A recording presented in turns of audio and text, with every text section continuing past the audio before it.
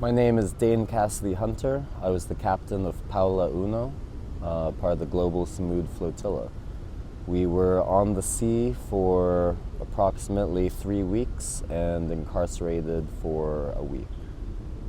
So I was working as a captain down in the Caribbean, mostly taking folks out on charters, and I was honestly really missing being involved in protests out in New York. I lived out in New York for about 7 years, and I just felt like I wasn't doing anything. And seeing the genocide escalating and just not doing anything was really weighing on me. And so when I saw Carsey Bland had up a post on Instagram about joining the flotilla, I quickly commented on her post asking if they needed any more sailors, and woke up to a message from her the next morning saying yes, they did. I called, spoke with the organization, and they essentially asked me the same question about why would you join this now, knowing all of the risks and everything.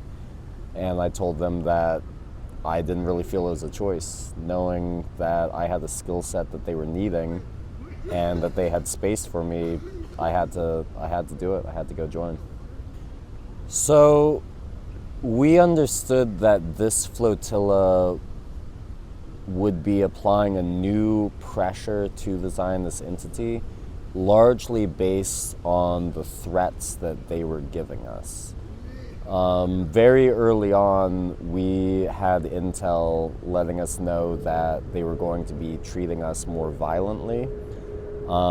They attacked us in both Tunisia with a drone strike, 2 drone strikes, and then again in international waters near Greece, they attacked us with makeshift incendiary devices, flashbangs, chemical weapons, all of which designed to incapacitate our boats and deter activists. After this, we had activists getting phone calls from their representatives, at least Italian and German, begging them to get off of the boats, telling them that they could not protect them from Israel, and essentially asking for them to disembark from the mission early.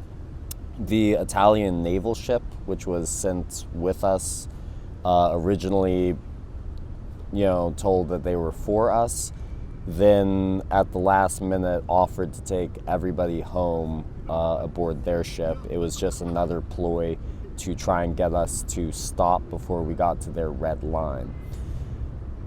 Just before intercept, they issued warnings over VHF channel 16 to let everybody know that we would be violently stopped if we continued forward, even though we were not breaking any laws. After they captured our 3 lead vessels, they let us know over the radio again that we were allowed to turn back and we wouldn't face any consequences, or if we persisted, we would face violent retaliation.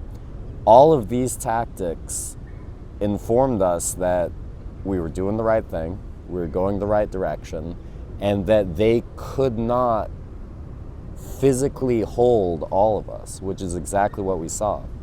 As soon as we were brought into Ashdod, and as soon as they brought us to Kitsiat, their maximum security prison out in the desert, it was very apparent just how overwhelmed all of the low-level bureaucrats and police force were with us. They were not expecting 500 participants to arrive and then not sign the immediate deportation papers. We didn't heed much of what we were hearing coming out of government's mouths. This whole movement was created through the solidarity of regular working class people globally. And so when we heard from our comrades in unions in Italy that they were going to shut down the docks if anything happened to us, that we believed, that we put faith in. And all of the people around Rome, around Athens, who really just shut their entire cities down, in Berlin, the train stations, that's really where we were getting our solidarity from. It wasn't from any government. It was from working class people actively choosing to stop their government's support of the Zionist entity. And we would not have had any support from any government if it had not started grassroots as the people in those countries really pushing their governments to help us. We found out while we were in prison that Greece was chartering a flight to bring all of their citizens back home from the prison, simply due to the public pressure that was going on throughout Greece, and in Athens especially. That's actually how I was able to get my note out to Left Voice, was a Greek comrade who we found out was going home before everybody else.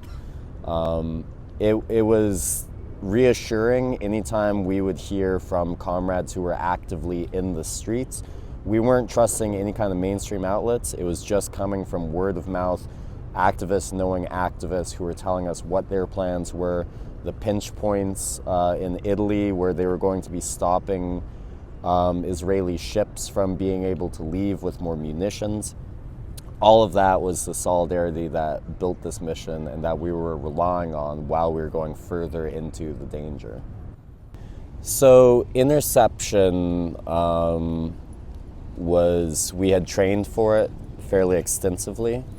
Primarily we were training for how to respond to violence with nonviolence. We can't go up against the Israeli military fighting. So we have to use our tools as activists to make ourselves as nonviolent in appearance and in action as possible to protect ourselves and our comrades. So in terms of boarding, they had issued many warnings. They had ships with water cannons that were blasting some of our boats to the point where they couldn't see, they couldn't continue on. They had a mothership, which, like a large sort of barge cruise ship looking boat, which had pulled up right beside mine, and we were just caught in the wake. Several times they would place ships in front of ours, trying to force us into a situation where we would be essentially ramming them. Each time we played chicken with them, we just kept our course, kept our heading, let them know over VHF that we weren't breaking any laws, that we were going to continue the mission. Part of that is because if they could convince us to stop our motors and follow them, then it would not be an illegal interception. In order for them to illegally seize our boats, they would have to come on board and physically take control over our heading and our speed. And they were forced into that situation. With my boat in particular, interception had been going on for a couple hours and we were kind of just dodging and weaving through. And everybody was a little tense until our buddy Ab on board said to our shipmate Karsi, don't you want to play a song? When we thought of that, we were like, yeah, we got time. So we got our guitars out and we were playing one of Karsi's originals, Little Flame. And then we had the searchlight pointed at us. And so we quickly wrapped up the song, kissed our guitars, and just chucked them out into the ocean. Because we knew that we weren't going to get those back, and we would rather give them a burial at sea than have them be seized, you know. And then, yeah, they very quickly boarded our ship. They rammed our bow and tied off. And Shiete 13, which are Israeli commandos who have committed atrocities over the years, boarded our boats with green laser sights on all of us. And their very first demand was to shut our eyes, keep our hands up, shut our eyes.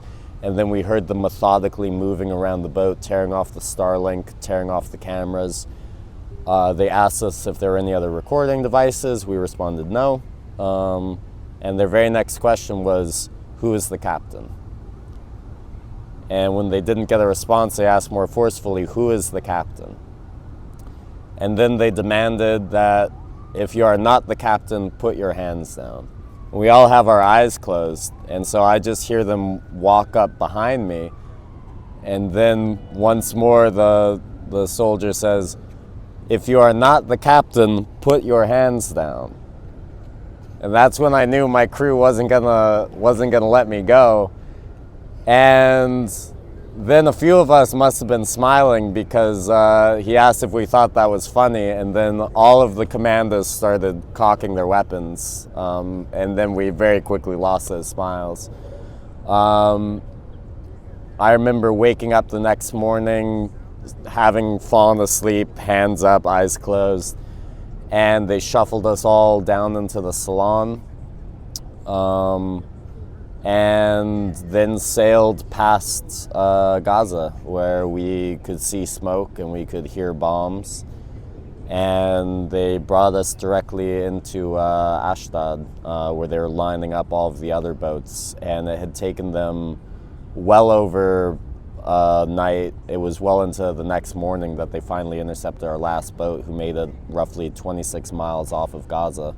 So, you know, the whole operation for them must have been in the millions or tens of millions of dollars. It took many of their resources away. And we were just, 50 ragtag boats with a bunch of pirates on board? Yeah, it was the cost benefit for us was astronomical, and what it cost them must have been excruciating. And then, kind of to go back to your question earlier about finding out the impact. While we were in prison, they kept this narrative going that we essentially had done nothing, that this was all a waste of time. And then once we made it to Jordan, a taxi driver let us know that many Palestinians, including his family, were able to fish while the Navy had been distracted for 2 days. And we all just broke down in that moment, just feeling like, okay, we had done something, you know? In prison, we were not given any rights that somebody might expect.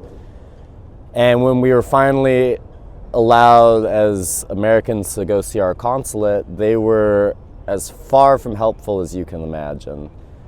So I figured the least they could give me was a pin on the way out. And when I finally got back to my cell, another comrade had stolen paper from God knows where. And we found out that our Greek comrade would be leaving the next morning with a government that was actually supportive. And we all quickly got small messages out to him. And I had a very short period of time to decide what I was going to write and who I was going to write it to.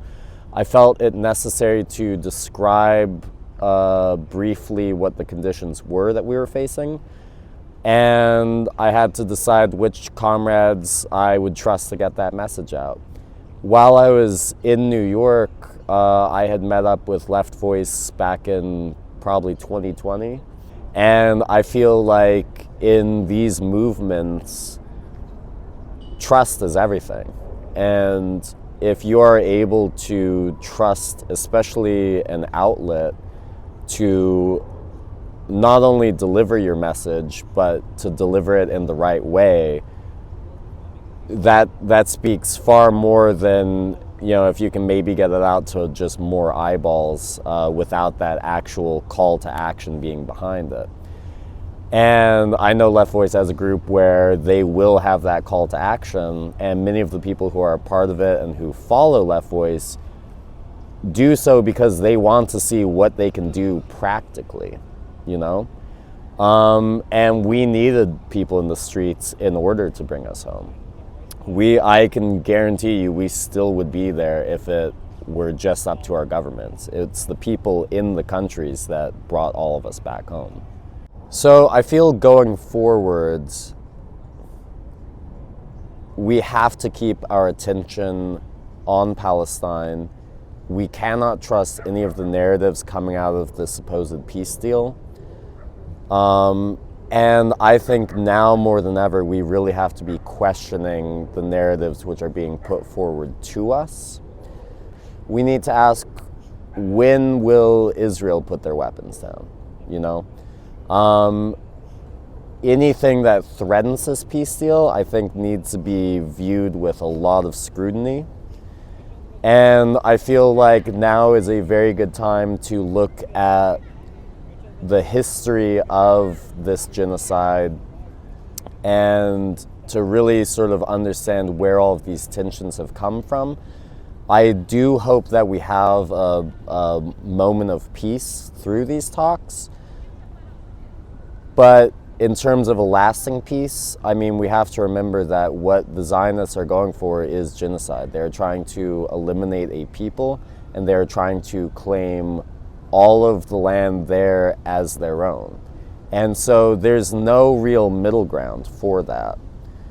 So I think now is a good time for people to learn the history of the area, to watch what's developing with scrutiny, and to be ready to get back to the streets. I feel like we only got this far thanks to the public pressure which has been applied, and now is not the time to let up on that. We need to make sure that we are demanding for Palestinians to actually have a say in their future, and we need to demand that the world doesn't look away right now. We need to be focused on making sure that there are fair solutions and that this isn't just a capitulation to an empire.